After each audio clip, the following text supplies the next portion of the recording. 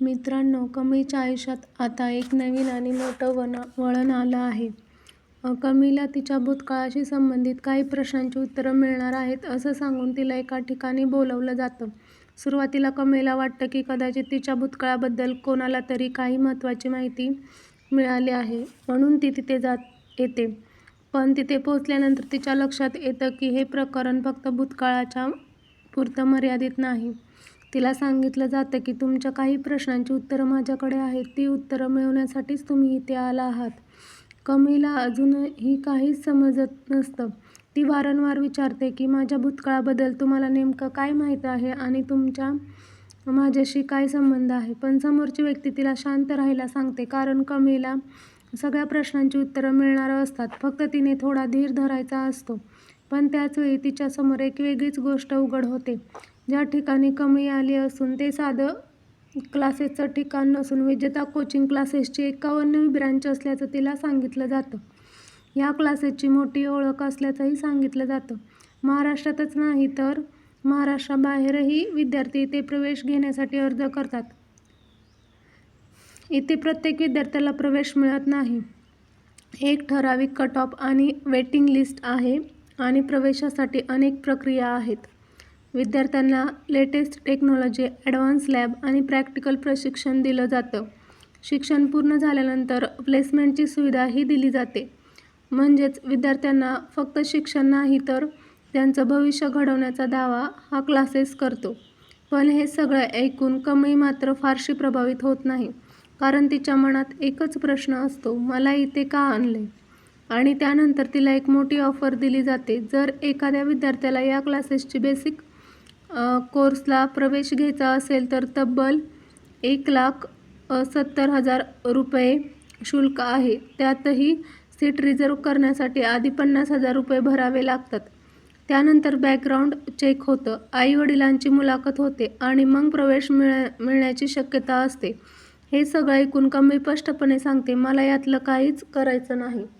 पण समोरची व्यक्ती तिला पुन्हा समजावण्याचा प्रयत्न करते, कारण कमळीला ही सुविधा 2 वर्षांसाठी मोफत देण्याची तयारी असल्याचं सांगितलं जातं.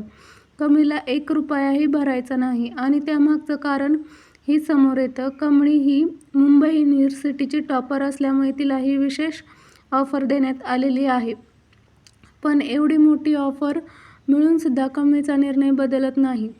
ती पुन्हा एकदा स्पष्टपणे सांगते, मला तुमच्या क्लासेसमध्ये ॲडमिशन घ्यायचं नाही, मला यातलं काहीच नकोय. इथूनच या प्रकरणाला वेगळं वळण मिळतं, कारण कमळीला आता या संस्थेच्या काम करण्याच्या पद्धतीवरच आक्षेप असतो. ती अशा लोकांविरुद्ध बोलते जे शिक्षणाचा बाजार मांडून गरीब पालकांकडून पैसे उकळतात, असं तिचं मत असतं. आणि मग समोरची व्यक्ती कमळीला सांगते की तिचा फोटो त्यांच्या बॅनरवर लावण्यात येणार आहे. हे ऐकताच कमळीचा संताप होतो. ती स्पष्ट शब्दात इशारा देते, माझा फोटो बॅनरवर लावलाच तर सगळं अवघड करून टाकीन, तुमचं दुकान बंद करीन. कमळीच्या या उत्तरामुळे समोरच्यांचा अहंकार दुखावतो आणि तोही आता मागे हटण्यास तयार नसतो. तो ठरवतो की काहीही झालं तरी कमळीचा फोटो बॅनरवर लावायचाच. म्हणजे आता हा विषय फक्त एका क्लासेसच्या ऑफरपुरता राहिलेला नसून हा आता कमळीच्या स्वाभिमानाचा प्रश्न बनतो. आणि कमळी ही स्पष्ट सांगते, काय करायचंय ते करा, मी सुद्धा मागे हटणार नाही. ती अन्यायाविरुद्ध लढण्याची तयारी दाखवते. समोरच्याचा बाज उतरवल्याशिवाय आपण शांत बसणार नाही असा निर्धार कमळी करते आणि इथूनच एका नवीन संघर्ष सुरू होतो.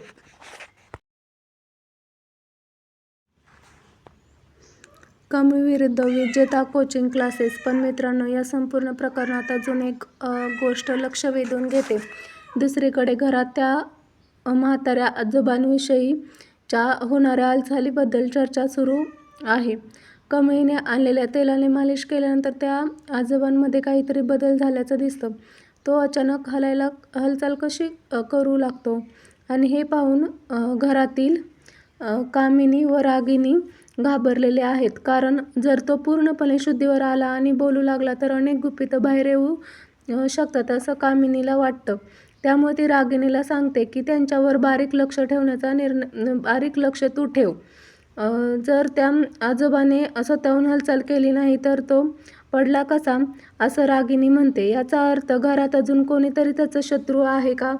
हा प्रश्न आता या संपूर्ण कथेला आणखी रहस्यमय बनवतो. एकीकडे कमळी आपल्या हक्कासाठी आणि स्वाभिमानासाठी एका मोठ्या संस्थेविरुद्ध उभी राहते, तर दुसरीकडे त्या म्हाताऱ्या आजोबा अचानक झालेल्या हालचालीमुळे घरातील अनेक गुपितं बाहेर येण्याची शक्यता कामिनीला वाटत असते.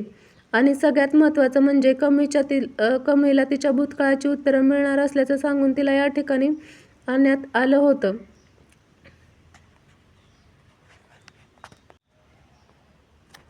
कमळीचा फोटो बॅनरवर लावण्याचा हट्ट आता कोणतं नवं संकट घेऊन येणार? कारण कमळीने तर आधीच स्पष्ट सांगितले, मी मागे हटणार नाही. म्हणून आता पाहणं खूप महत्त्वाचं ठरणार आहे की या संघर्षात कमळी समोरच्याला झुकवते की तिच्या समोरच संकट आणखी मोठं होतं. आणि कदाचित याच संघर्षातून कमळीच्या भूतकाळाचं एखादं मोठं रहस्य समोर येऊ शकतं. मित्रांनो, तुम्हाला काय वाटतं? कमळीने विजेता क्लासेसची ऑफर स्वीकारायला हवी होती का? की तिने घेतलेला निर्णय अगदी योग्य आहे? तुमचं मत कमेंटमध्ये नक्की सांगा.